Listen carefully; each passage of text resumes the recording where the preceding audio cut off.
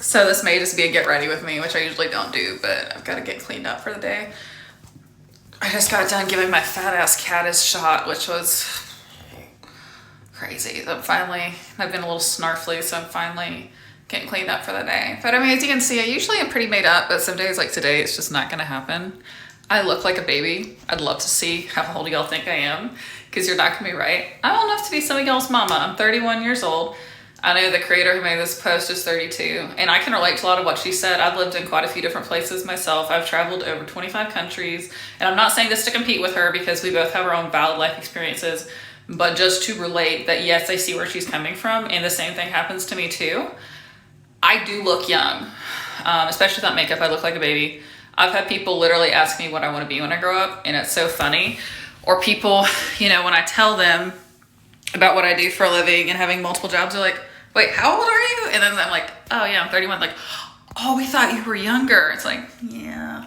But one thing I think to realize is that a lot of people will say that and they're like, well, they make it sound like they had to like go crap in the freaking coal mines or something at our age and growing up. And my mom did have a pretty rough life when growing up. She grew up from pretty much trailer trash. And I say that respectfully. Even though her side of the family's awesome for the most part.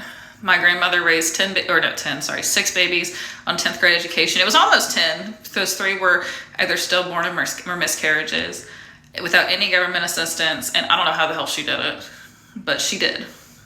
She's a tough broad. My dad grew up in a, pretty middle-class family. His dad was military. His mom was a homemaker. He had 2 brothers who were severely disabled with Duchenne's muscular dystrophy, which runs in my family.